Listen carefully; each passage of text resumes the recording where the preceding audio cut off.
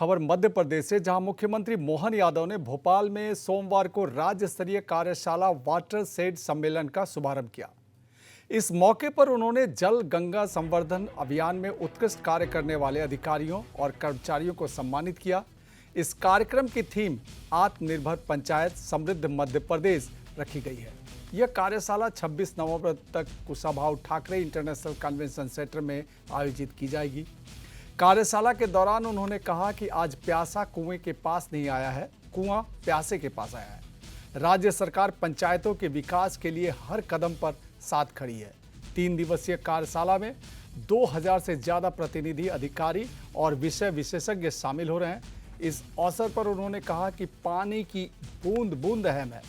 जल से हमारा संबंध प्राण और आत्मा का है। जल के पास जाते ही हमें अलग तरह का एहसास होता है।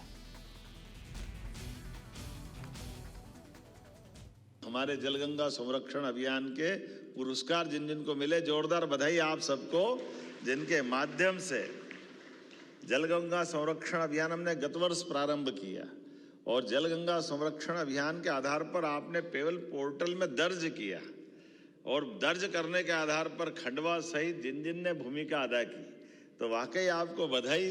लेकिन मैं ये सोच रहा था कि ये योजना तो हमने लगाई, राज्य का रह गया, पता ही नहीं चला। जिले भारतवर्ष को, भारत सरकार को तो दिखे हैं, लेकिन ये अच्छा काम करो तो सुगंध सब दूर फैलती है ना। चलो जोरदार बधाई आपको इस नाते से भी। हमारे तालाब, पोखर, उद्गम, बावड़ी, कुएं, ये सारे जल रचनाओं की रचनाएं तो हमारे यहाँ प्रारंभ से थी, लेकिन इसको कर्मकांड की तरह न लेते हुए 3 महीने तक सतत अभियान चलाना और सुदूर अच्छी प्लानिंग करना, उसमें आप सबने प्रयास किया। हमारे राज्य के लिए ये सौभाग्य की बात है कि इसका पहला पुरस्कार और कई पुरस्कार राज्य को मिले।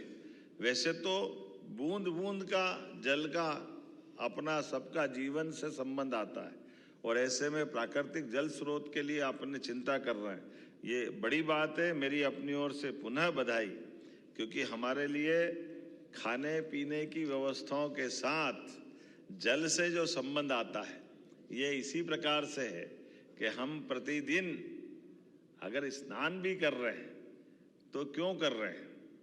हम में से इस जिज्ञासा का समाधान के लिए उत्तर खोजने जाएंगे तो हमको अपने आप से कई सारे प्रश्न मिलेंगे। कोई कह रहा है शरीर की शुद्धि के लिए, कोई कह रहा है शरीर को अच्छा लगता है इसलिए, अलग अलग प्रकार से। लेकिन सनातन संस्कृति के माध्यम से जल से मनुष्य का संबंध, हमारी सबकी पृथ्वी पे उत्पत्ति अगर हुई है तो जल